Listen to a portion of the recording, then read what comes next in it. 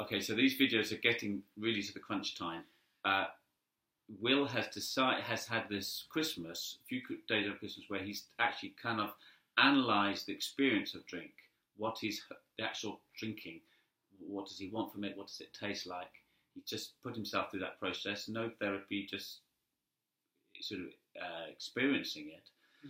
And coming to this point where he has made a plan on a certain day, December the 29th, about deciding, so that what you call the Day of Judgment. So you've gone through this experience of Christmas, what does drinking do for me, analysing it, and then the Day of Judgment comes. And so what happens on that? Well, you see, this is the thing. There was an incident in between that kind of that pushed that decision-making process, made it easier.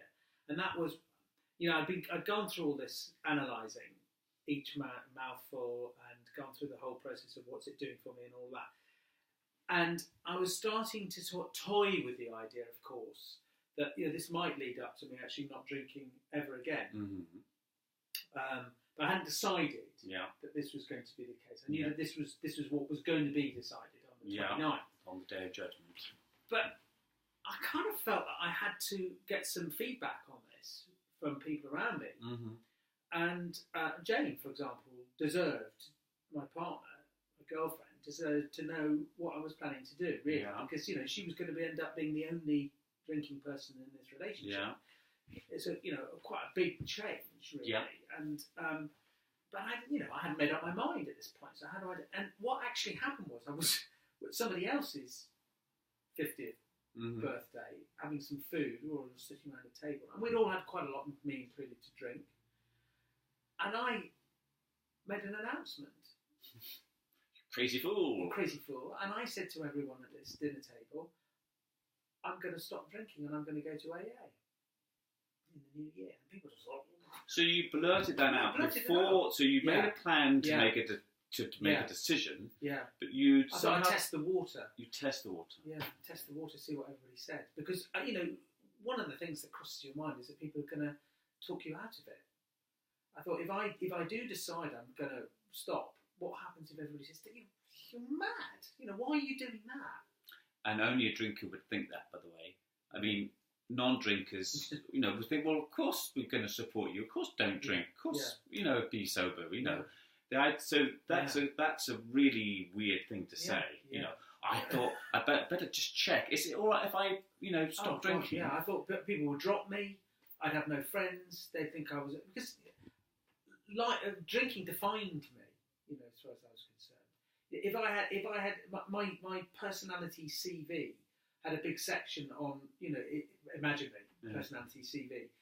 I had a big section on what I drank and how much I did. But you were absolutely in your bubble there. Yeah. I mean, I'm not judging you, obviously, but you at that day when you said you wanted to check with your friends, is it I'm going to stop drinking, and partly to saying that was to get permission from your friends to be an ex-drinker. Yeah, and I figured that the AA bit, saying I was going to go to AA, would ring fence people from saying don't be ridiculous.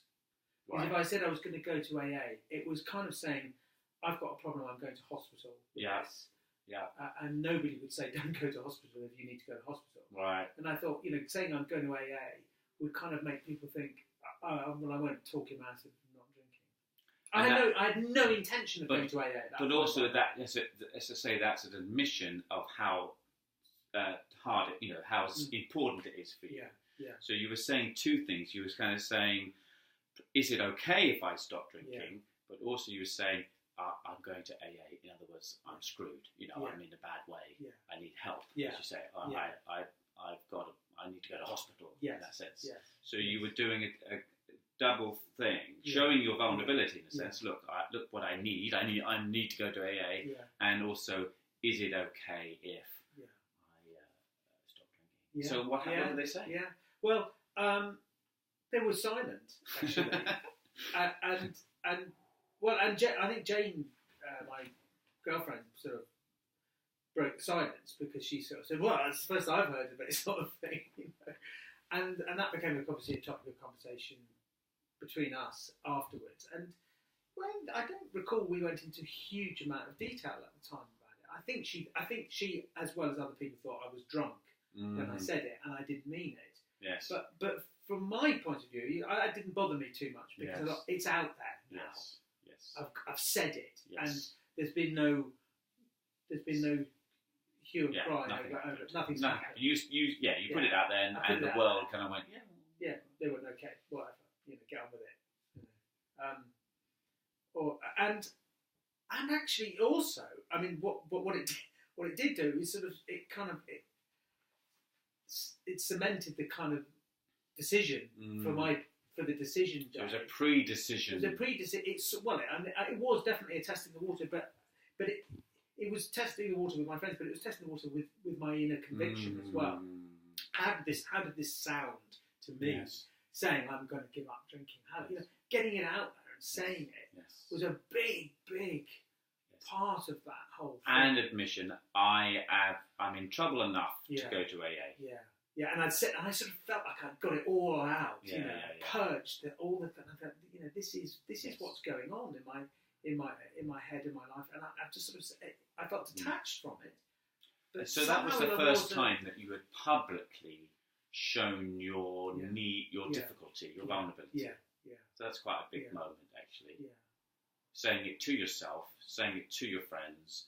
Look, I've got a big enough problem, difficulty, whatever you want to call it, with alcohol, big enough to need to go to AA. And even if you say you had no intention of going to AA, it showed. It's like saying this is how physically. But actually, I've just thought of this, Andrew. That I think this might be possibly. Correct me if I'm wrong, but this might also be an example of how a behaviour can affect your inner conviction and your desire. Because somehow I kind of knew that by declaring it, my intention, getting it out there, talking to friends, although I didn't at that stage have the desire to do what I was saying I was doing, it was getting it out there. It was well, I would say, not that I know all these things, but I guess there's more things going on because you're saying it. I mean, it's a physical thing, isn't it? You're showing it. So there's lots of other stuff going on in your head, in your mind.